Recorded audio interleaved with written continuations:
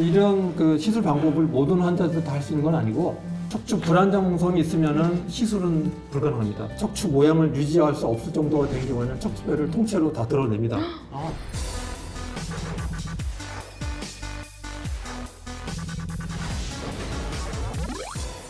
낭만닥터는 김사부, 신경외과 의학정보는 신사부, 의사 출신 기자 동아일보 이진한 의학전문 기자입니다. 안녕하세요. 헬스조선 의학전문기자 이금숙입니다. 대한신경외과학회에서 일반인들에게 뇌와 척추 분야의 유익한 정보를 정확하게 알리고자 시작한 신경외과 신사부. 오늘은 기침만 했는데 허리가 아픈 골다공증 압박골절에 대해 알아보겠습니다.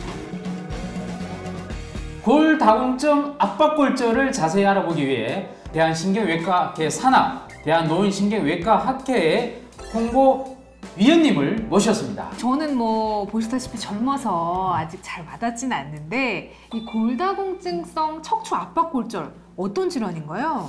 골다공증은 소리 없는 뼈 도둑이라고 합니다. 그런데 그 가벼운 기침이나 재채기, 허리를 삐끗하는 사소한 충격에도 척추뼈가 깡통처럼 찌그러지면서 압박골절이 발생하게 됩니다. 그림을 보시면은 앞에가 좀 눌려 있는 쐐기 모양으로 보이고, 정말 야 저게 골절된 거군요. 골절입니다. 그리고 그림 보시면은 압박골절이 일어날 수 있는 여러 가지 모양을 이제 다양하게 보여주는 형태입니다. 그러니까 쐐기 골절된 그 모양이 제일 흔하고 전체가 눌린 게 있고. 뭔가 저는 골절이 돼서 이렇게 부러졌다고 생각했는데 그치, 그거라기보다는 금이 왜냐면 쫙 압박골, 압박이 됐으니까. 이거는 그 연쇄골절로 이어질 수 있는 위험한 질병으로 관심과 주의가 필요합니다.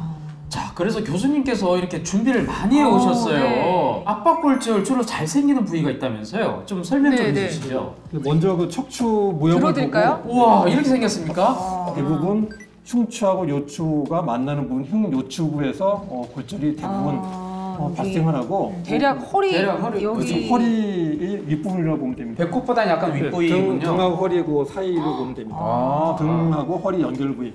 네. 골다공증으로 척추골절이 발생하면 통증이 생기고 골절 발생 후 2년이 경과해도 3분의 1 환자는 그 골절로 인한 그 통증을 심하게 호소한다고 보고가 되고 있습니다. 그러면 기침할 때 뭐 잘 생긴다고 하니까 좀 기침을 조심해서 해야 되는 건지 어때요, 교수님? 네. 사람이 기침을 안 하고 살 수는 없겠죠. 저희가 쉽게 구분할 수 있는 거는 갑자기 허리가 아픈데 누워 있으면 좀 편하고 거동을 해서 일어나거나 움직일 때 척추 골절된 부위가 계속 매력이 가해지기 때문에 통증이 생기면은 혹시 골다공증성 척추 압박골절이 아닌가 이렇게 의심할 수 있는 부분이 됩니다. 그러니까 의심을 해서 이제 병원에 가게 되면 우리가 저 어떤 검사하는지 궁금하거든요. 엑스레이선 검사만으로도 압박골절이 확인은 됩니다. 근데 이게 오래된 골절인지 지금 생긴 골절인지 명확히는 알 수는 없습니다. 이게 엑스레이의 그 이제 한계고. 네네. 가장 좋은 건 이제 MRI 이런 거가 MRI를 찾게 되면은 급성 골절인지 만성 골절인지 아니면 다른 병 때문에 요통 허리가 아픈지 구분됩니다. 사진을 보시면은 그 다른 뼈와 달리 뼈가 눌려 있고 한 부분이 검게 나옵니다. 검게 나온 거는 급성기적 골절로 최근에 골절됐다는 걸 의미하고 모양이 압박됐더라도 색깔이 다른 뼈랑 같이 약간 밝은 회색빛이면은 이것도 오래된 골절이다. 그래서 골절이 시기를 구분을 할 수가 있는 겁니다. 골절이 됐으면 깁스를 해야 될 것 같은데 이제 척추라서 깁스가 불가능할 것 같아서 수술까지 해야 되는 건지.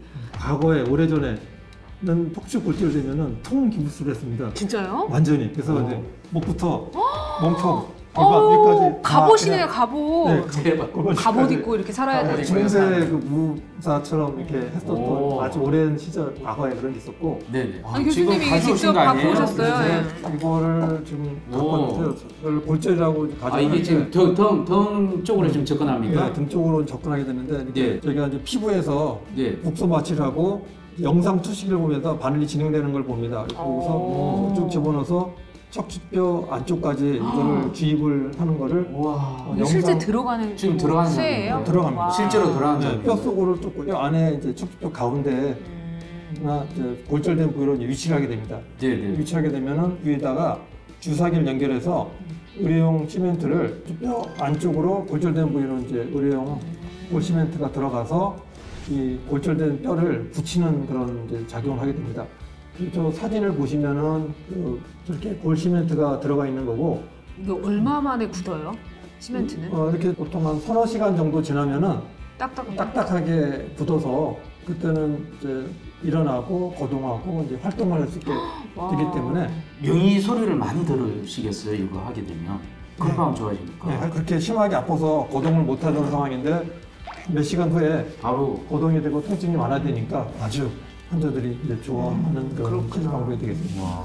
또 한 가지 방법은 척추 후만 풍선 확장술이라고 해서 뭐 여기도 또 풍선이. 척추뼈 안에 바늘을 집어넣고 참여하고 이거는 풍선이 끝에 달려 있습니다. 그래서 그걸 확장을 하면은 그림에서 보는 것과 같이 풍선이 이렇게 커지면서 그 골시멘트가 들어갈 부분을 공간을 확보하게 됩니다.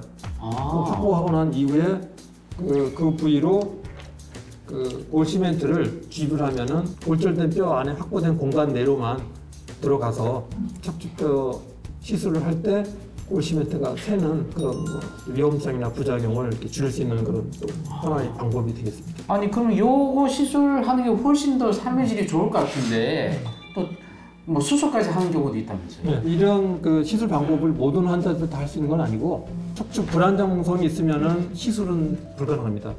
사진에서 이제 보시면은 저는 척추뼈 골절 정도가 아주 심해서 척추 모양을 유지할 수 없을 정도가 된 경우에는 척추뼈를 통째로 다 드러냅니다. 드러내고 인공 금속을 티타늄 제제인데 그걸 넣어서 척추뼈를 지탱을 해주고 저거를 또 유지해야 되기 때문에 나사못을 뒤에서 또 고정을 해서 척추뼈의 안정성을 유지하는 건데 이 실제로 모형을 보면 모형을 잠깐 보여드리면은 와 진짜 이렇게 생겼군요. 척추 후방물에서 이런 나사를 척추뼈에 집어넣고 기둥을 쐬주면서 안정성을 유지하는 뭐 수술을 하게 됩니다. 수술이 필요한 경우에는 그 척추 전문으로 보는 그 신경외과 의사를 만나서 시술을 할 건지 다양하게 할 수 있네요. 그런 거를 환자한테 유리한 방법으로 수술을 결정을 하는 게 됩니다. 또 병원에 가지 않으려면 집에서 할 수 있는 예방법이 분명히 있을 것 같은데요, 교수님. 그걸 왜 안 알려주십니까? 이제 알려드리겠습니다. 알려드리겠습니다. 지금부터 네, 실천할 네, 수 있습니다. 네. 제일 중요한 건 칼슘하고 비타민 D를 이제 복용을 하고 섭취를 해야 됩니다. 칼슘은 사실 이제 음식을 섭취하는 경우가 제일 좋은데 우유 유제품, 그다음에 뭐 어류에도 있고 계란, 일부 채소에도 이제 칼슘이 있는데 부족하면은 칼슘 제제를 복용해서 보충을 해야만 합니다. 두 번째로 중요한 거는 비타민 D입니다. 햇빛이 센 그런 날 자외선을 통해서 피부에서 합성이 돼서 체내로 공급이 됩니다. 그렇지 않은 경우에는 이제 비타민 D를 복용을 해서 보충을 해야 되는데 50세 이상에서는 골다공증 예방에서 비타민 D가 하루에 800에서 1000 인터널 정도를 이제 권유하고 있고 또 한 가지는 이제 운동을 해야 되는데 뼈는 체중 부하 운동이 가지 않으면 뼈는 자연적으로 소실이 될 수 있는 구조로 되어 있고 하루에 30분에서 60분 이상 일주일에 3일, 5일 정도 꾸준히 지속적으로 하는 게 필요하겠습니다. 술, 담배는 좀 끊어야 되고. 그러면 술도 한 잔도 안 하세요? 한 잔. 잔이 커서 그래 잔이 큰 잔으로 한 잔. 대한신경외과학회에서 야심차게 준비한 신경외과 신사부. 오늘은 골다공증으로 인해 잘 생기는 척추 압박골절에 대해서 자세히 알아봤습니다. 다음 주에도 대한민국 신경외과 최고 명의를 모시고 알찬 정보와 함께 돌아오겠습니다. 구독, 좋아요, 알람 설정은 사랑입니다. 낭만닥터는 김사부, 신경외과는 신사부 다음 주에 뵙겠습니다. 다음 주에 뵙겠습니다.